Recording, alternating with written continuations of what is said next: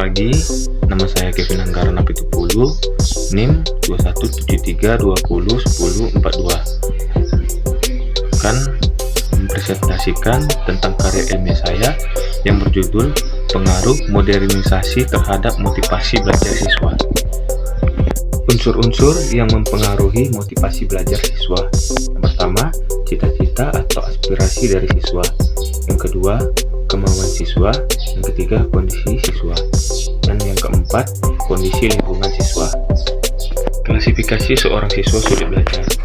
Motivasi merupakan suatu keadaan atau kondisi yang merangsang atau menggerakkan seseorang untuk melakukan sesuatu atau kegiatan yang dilakukan sehingga ia dapat mencapai tujuannya. Secara garis besar, belajar menurut Mulyono dapat diklasifikasikan dalam dua kelompok, yaitu kesulitan belajar yang berhubungan dengan perkembangan. Yang kedua, kesulitan belajar akademik. Penyebab menurunnya motivasi belajar siswa. Yang pertama, kehilangan harga diri.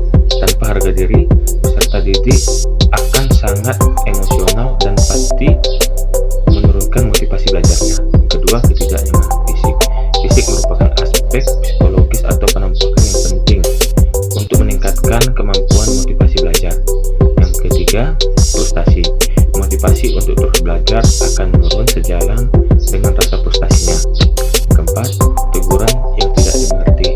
Jika guru menegur dan tanpa ia mengerti, peserta didik itu pun merasa bingung. Yang terakhir, menguji yang belum dibicarakan. Peserta didik yang mengikuti pembelajaran akan tidak menjawab atau menjawab dengan kurang tepat, sehingga mereka merasa kesal atau merasa dipermainkan gurunya. Faktor-faktor perbedaan motivasi belajar seorang siswa dengan siswa yang lainnya. Yang pertama, perbedaan fisiologis seperti rasa lapar, haus, dan hasrat seksual. Yang kedua, perbedaan rasa aman. Yang ketiga, perbedaan kasih sayang atau afeksi. Yang keempat, perbedaan harga diri. Yang kelima, perbedaan aktualisasi diri. Cara atau solusi meningkatkan motivasi belajar siswa. Beberapa cara yang praktis dapat dilakukan orang tua untuk meningkatkan motivasi. Yang pertama, menciptakan iklim rumah yang mendukung untuk belajar siswa. Yang kedua, menyediakan waktu yang cukup untuk terlibat dalam kegiatan belajar. Yang ketiga, memberikan penghargaan atau respon positif terhadap prestasi. Yang keempat, mengajari atau mendidik dengan cara demokratis.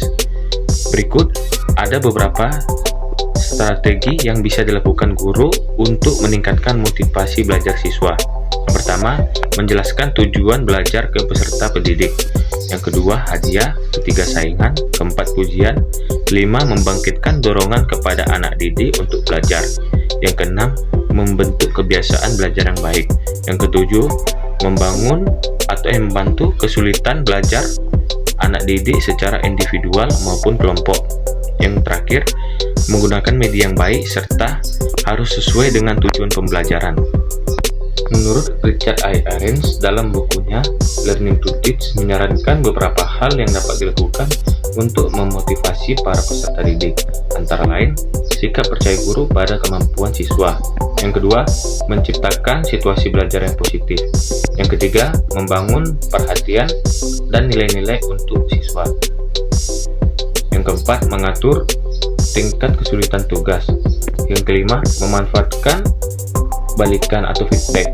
Yang keenam, memperhatikan kebutuhan siswa. Yang keenam, fasilitas pembentukan kelompok dan kohesi kelompok. Demikian presentasi dari saya. Jika ada kesalahan, mohon maaf. Selamat pagi, salam sejahtera bagi kita semua.